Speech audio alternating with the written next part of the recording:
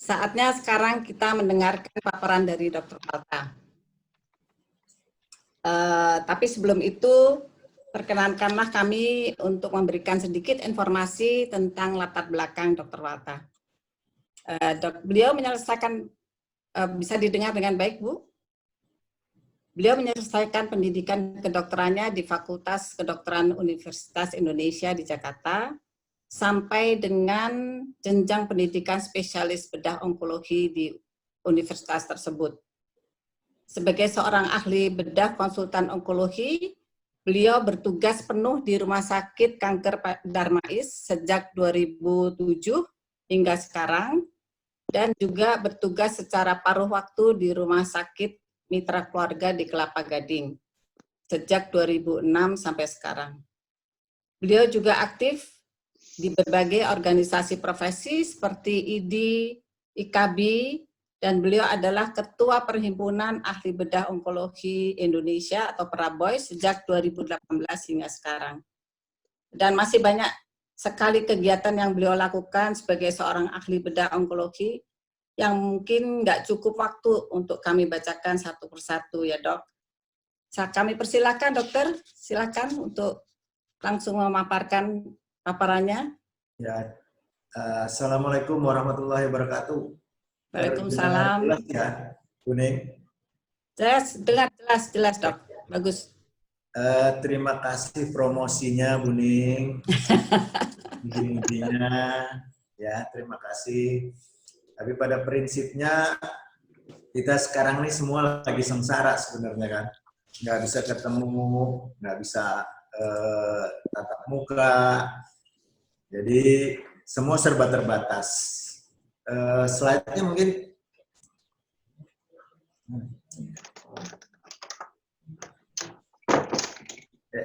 Sambil saya bicara mengenai slide-nya, kalau kita bicara new normal, artinya saya bagi 3 tahap. Tahap normal, tahap tidak normal, sama new normal. Tidak normal artinya kita pernah hidup normal. Kapan kita hidup normal? Sebelum tanggal 2 Maret. Di mana semua nggak ada aturan yang ngatur kita, di mana 2 Maret itu adalah pengumuman kasus. Nggak, Mbak? Pengumuman kasus pertama COVID. Hah? Jadi pengumuman kasus pertama COVID itulah yang merubah kita menjadi tidak normal. Tidak normalnya apa? Mungkin ini yang akan saya bahas, kondisi tidak normal. Slide. Nah, apa tidak normalnya? Kita udah mulai dengar kasus di Wuhan, kasus di Italia, yang katanya tidak boleh diantar penguburannya, diantar oleh militer. Jadi seakan-akan bungkusnya sangat serem sekali. Karena dia seram, akhirnya semua tertuju bicaranya COVID. Semua bicaranya tentang COVID, apa-apa COVID. Cuma COVID lah, sepanjang sejarah saya hidup lah saya bilang, yang setiap hari dilaporkan jumlah yang positif, jumlah yang meninggal. Nah, penyakit yang lain lupa. Padahal di situ ada TBC, ada meninggal karena stroke, ada karena kanker, ada karena demam berdarah, lain-lain banyak. Tambah satu lagi masalah apa? Bahwa khusus di Indonesia misalnya, kanker itu di Kementerian Kesehatan dia masuk ke dalam penyakit tidak menular. Bagian daripada penyakit tidak menular. Sudah dia dari bagian dari penyakit tidak menular, masuk lagi turun, hanya porsinya kecil untuk bicarain kanker. Nah, di kanker sendiri ada kanker payudara, ada kanker paru, ada kanker dan segala macam.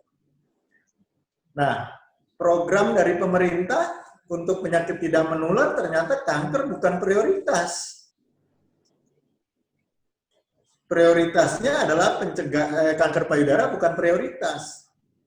Kanker paru lebih prioritas. Nah, jadi itu satu masalah sendiri. Semua tertuju ke COVID. Apalagi dengan gejala yang secara beberapa penyakit mirip. Demam sedikit, dipikirkan COVID. Ada batuk pilek, COVID. Semua COVID. Oke, slide berikutnya. Nah, ini posisi WHO. WHO sendiri ternyata juga tidak konsisten, berubah-ubah dia. Jadi kalau kita ikutin guideline penanganan kasus kanker yang dibuat oleh masing-masing organisasi profesi, berubah-ubah semua. Saya bilang berubah-ubah kenapa? Karena ini sama-sama pengalaman pertama. Semua mengalami pengalaman pertama. Indonesia dipaksa belajar pengalaman misalnya dari Italia. Atau belajar dari Amerika. Ternyata Amerika yang belakangan kasusnya juga besar. Jadi semua ini saling tumpuk. Peraturan WHO keluar bahwa makin usia tua resiko kematiannya makin tinggi. Apa jadinya? Bahwa yang tua tambah takut. Apa jadinya pada dokter? Dokter yang tua pada takut. Ya kan? Apalagi orang dokter-dokter bedah onkologi sebagian besar usianya lulusnya aja di atas 40. Begitu dibilang katanya di atas 50 resiko mati, pada berhentiin tuh prakteknya. Ya kita lihat nanti di slide berikutnya. Nah, di organisasi profesi sama, saya kasih contoh slide. Ini dokter kandungan, dia tunda juga. Mana yang disuruh? Jadi semua demam COVID, bikin peraturan. Oh semua tunda, 6 sampai 8 minggu, tunda. Slide. Ya, tuh dokter jantung tunda. Ya kan? Padahal ada kasus misalnya dia sakit jantung, sesek. Bingung dia. Udah ditambah dia bingung, tambah lagi ketakutan kalau saya nanti jangan-jangan COVID, nggak ada yang nganter kalau meninggal. Nah, slide. Tuh, dokter anak pun sama, ya kan? Jadi, bila tidak dalam kondisi gawat darurat, ada demam tinggi, ada diare, padahal pengumuman penyakit COVID, ada demam, ada diare. Tambah lagi kebingungan orang. Slide. Ya, dokter mata, wah pengumuman, bikin pengumuman mata merah. Kalau gawat darurat matanya merah, dia suruh datang ke dokter, tapi dia baca lagi. Salah satu tanda penyakit COVID, ada juga yang mata merah. Nggak mau lagi dia berobat. Nah, bagaimana dengan kanker? Slide. Sama, kita di organisasi profesi bikin peraturan. Ada 2 kita buat aturan. Karena menyangkut ada yang kemo, ada yang operasi. Jadi, bikin juga aturan. Ikut demam COVID juga kita. Slide. Ya, bahkan untuk kasus-kasus kanker tunda pakai waktu 6 sampai 8 minggu. Oh kalau enggak, bahkan di beberapa guideline di luar dia bilang tunda 6 sampai 8 minggu. Kalau dia stadiumnya awal ya boleh dipending. Kalau dia hormonal boleh pending. Nah, ini semua berubah-ubah. Sehingga apa? Di lapangan juga bingung. Slide. Nah, semua ini terutama berdampak, kita bicara karena IKPI bergerak di bidang payudara, akhirnya semua berdampak untuk pasien kanker payudara. Ini juga bukan di Indonesia, di Eropa, di Amerika sama. Slide. Apa masalahnya? Tadi semua tutup pelayanan. Ya, yang senior, yang tua-tua, semua stop praktek. Ya kan? Rumah sakit berubah. Rumah sakit persahabatan menutup semua pelayanan untuk yang lain, jadi rumah sakit COVID. Padahal selama ini ada dokter yang melayani kanker di sana.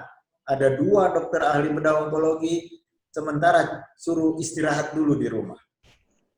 Sementara poli terbatas. Rumah sakit Fatmawati sama. Rumah sakit Pelni sama. Di Darmais juga terjadi saringan hebat.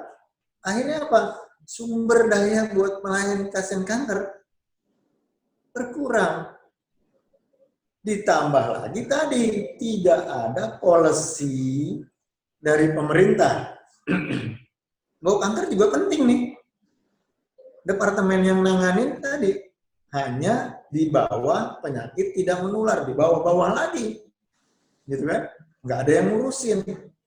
Nah, Rumah Sakit Darmais suruh berjuang sendiri. Ya kan? Akhirnya ada masuk di berita antrian yang panjang. Karena apa? Tadi semua demam COVID. Pasien begitu lihat antrian panjang, tumpuk-tumpukan. Wah, di kereta tumpuk-tumpukan, tambah takut lagi. Ya, jadi apa? Screening juga terhambat. Orang yang merasa punya benjolan yang tadinya kita banyak dari YKPI, dari organisasi-organisasi profesi yang lain, ada LAVPING dan sebagainya, ada di daerah-daerah yang bergerak juga dalam bidang payudara, menginfokan, ayo jangan telat diagnosis, semua kalah nih sama COVID. Makin stres, gitu kan? Begitu juga terapi. Akhirnya apa? Yang mau kemo terlambat, yang mau operasi selain rumah sakitnya terbatas, apalagi banyak aturan, wah ada pneumonia, parunya ada sedikit, diduga COVID, mundur lagi. Jadi semua mengalah. Semua serba COVID. Nah, kita di Darmais bahkan membahas berapa prosentasenya sih sebenarnya, gitu kan, dari yang disaring, baik itu oleh rapid test, oleh pemeriksaan suhu yang dia diduga sebagai OTG atau diduga sebagai terduga COVID, yang beneran terkonfirmasi COVID. Ternyata untuk bulan Mei, dari pemeriksaan yang dilakukan 1.500 yang terduga, yang diperiksakan, itu dilakukan pemeriksaan swab kemarin, sekedar informasi, itu yang positif, itu hanya dari 1.500 hanya 7. Jadi angkanya 0,06%. Bayangkan sudah menakutkan semua nih. Bikin antrian panjang dan segala macam. Jadi hambatan dalam pelayanan. Saya mungkin di rumah sakit yang lain, di daerah juga sama. Slide. Nah, gimana dengan pasien? Pasien tambah stres.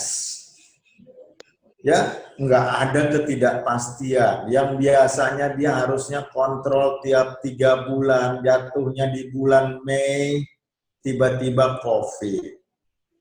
Tiba-tiba ada aturan PSBB, tiba-tiba ada aturan tidak boleh pergi kemana-mana, tiba-tiba harus dikarantina. Ya, nggak ada yang mau memperjuangkan kalau pasien kanker, coba dong diusahakan diduluin. Nggak ada. Jadi pasien udah stres, jadi ditambah stres. Terus dia mau menghubungi dokternya, belum tentu juga gampang. Ya kan? Telepon, saya sendiri ngalamin, misalnya ada pasien yang bertanya, kalau sempat saya baca, saya bilang jeleknya, tidak bermaksud menjelekkan loh Kuning, tapi jeleknya kalau kita menjawab WhatsApp, tidak bisa kayak menjawab email. Ada 30 yang saya belum jawabin, saya baru sampai jawaban satu, setiap selesai jawab satu, misalnya jawaban, ya naik lagi ke satu dia, kita turun lagi ke bawah. Mana yang belum dijawab, mana yang penting segera dijawab. Jadi masalah, padahal pasien ketakutan. Padahal mungkin yang ditanyakan, oh tangan saya sakit, dok. Masalah nggak? Padahal dia cuma hanya untuk menjawab, dapat jawaban, ini nggak masalah. Tapi susah. Nah, apalagi ya ketakutan. Wah, berita COVID ini ternyata lebih cepat meninggalnya. Tambah takut dia. Ya, apalagi misalnya para penyintas kanker payudara yang biasanya punya grup arisan, ya Buning ya, yang punya grup biasa kongko-kongko, ada grup kecil kayak klub sama ini, ngobrol, sharing penyakit, sharing kebahagiaan, nggak bisa. Wah, janjian mau ketemu di Pondok Indah Mall, mau ketemu makan bareng, ada 4 komunitas kawan-kawan survivor misalnya kepengen ketemu ngumpul-ngumpul, teman ngerumpi, nggak bisa. Jadi sekarang makin tambah stres. Udah kankernya bikin dia stres, kondisi bikin dia stres. Itu double nih semua. Nah, itu yang saya bilang era yang kita sebut era tidak normal. Nah, ini udah 3 bulan kita nih. Ya kan? Maret, sekarang sudah hampir 3 bulan, Juni. Hidup kacau para penderita kanker. Ya. Akhirnya ada rekomendasi WHO sudah dijalankan. Yang dia bilang suruh physical distancing, kurangin kunjungan kalau nggak darurat, tunda operasi 6-8 minggu, kemo ditunda. Ini kita udah coba jalanin, organisasi udah bikin aturan. Nah, sekarang udah 3-6 bulan, WHO bikin pengumuman lagi di Mei. Apa? Nih, COVID akan terus beredar di bumi. Kok belum tentu kapan, baru bisa hilang kalau ada vaksinnya. Ya kan? Tambah pusing kita. Ada isu sampai tahun 2021. Ada yang bilang 2022. Tambah stres. Ya, slide. Nah, ini visinya kita nih YKPI. Ya, Bu Linda ya. Visinya YKPI adalah menuju Indonesia bebas kanker payudara stadium lanjut. Mungkin kawan-kawan dari organisasi yang bergerak di survivor cancer juga sama, niatnya sama. Di Peraboy, Perhimpunan Ahli Bedah Onkologi juga sama. Mengharapkan untuk supaya mengurangi stadium lanjut. Dan apa yang terjadi? Begitu diturunin sekarang, yang tadinya stadium 3, 8 minggu kemudian jadi stadium 4. Apa kita mau begini terus? Ya kan? Artinya harusnya kita punya cara gitu. Selain, oke, berarti masa tidak normal ini harus kita stop. Nah, saya bilang bahwa inilah buah yang dipetik oleh organisasi profesi akhirnya. Kenapa? Kita yang suruh nunda-nunda. Padahal menunda kanker itu udah dari awal aturannya jangan ditunda. Tapi gara-gara COVID kita melanggar sunnatullah. Melanggar sunnah. Melanggar aturan baku. Jangan nunda kanker. Tapi gara-gara COVID kita yang suruh nunda, ini kan jadi kacau ini saya bilang. Makanya saya bilang ini fase tidak normal. Ya, oke. Slide. Nah, gimana? Nah, pemerintah cuma bilang atau WHO juga bilang new normal. Tapi new normal yang bagaimana? Cuma ada 3 hal. Yang pertama, pakai masker, physical distancing. Kedua, rajin cuci tangan. Pelaksanaan diserahkan ke masing-masing. Ya kan? Nah, ini sebenarnya tantangan nih buat kita nih, beberapa organisasi survivor. Ini selama ini nggak ada nih yang memperjuangkan para penderita kanker payudara loh. Ya kan? Nggak ada sama sekali. Sehingga ini jalan tanpa arah. Pasien kanker ini juga nggak kalah penting. Yang meninggal karena kanker mungkin kalau dihitung dibandingin sama COVID, nggak kalah loh. Tapi nggak ada yang ngurus, nggak ada yang aware.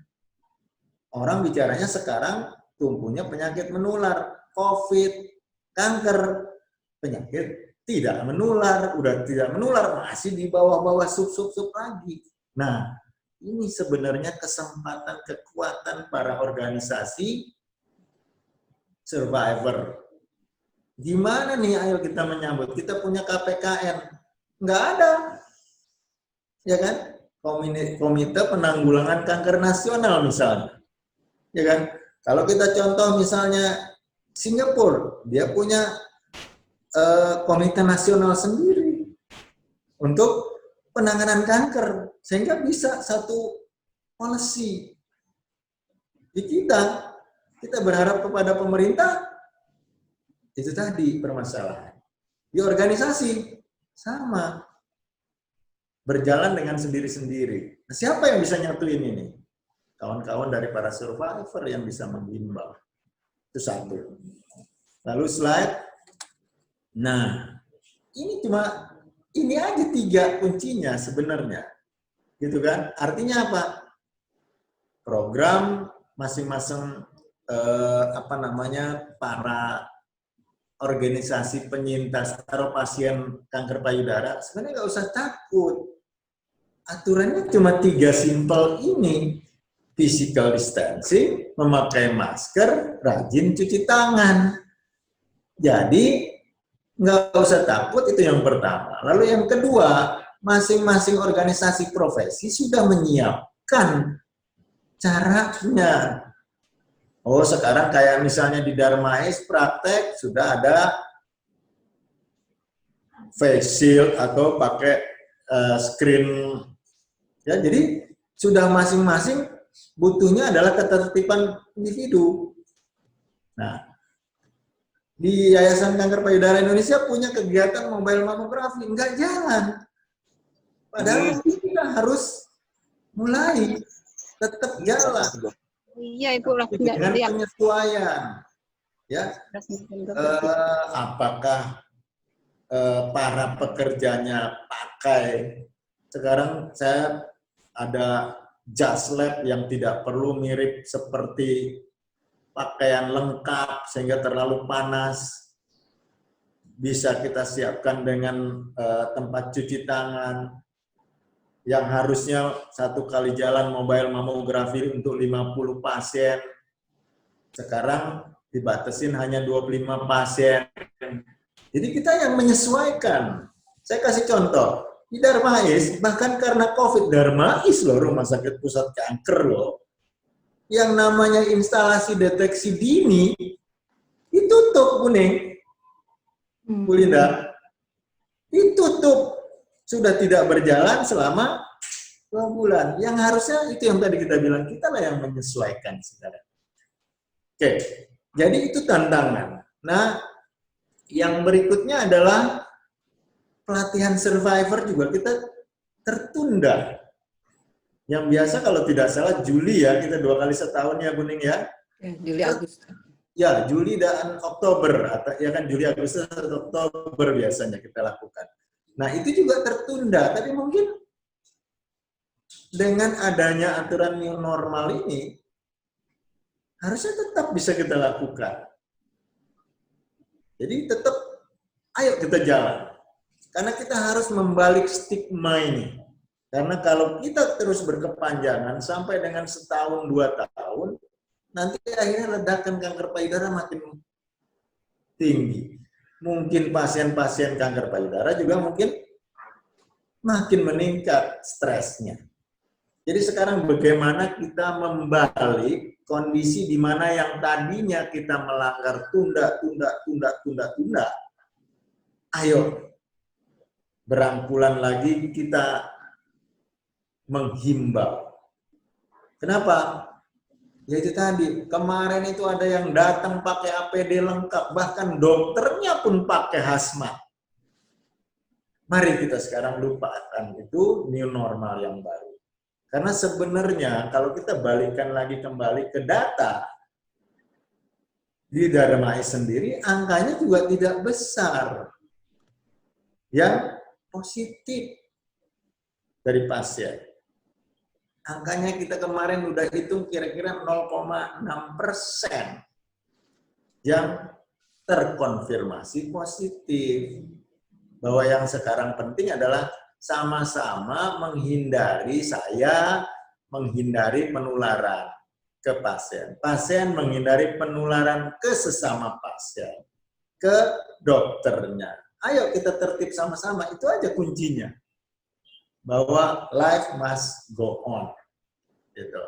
Sama satu tantangan, ayo para survivor kita bersatu, galang, ada dong yang ngurusin kanker payudara nih.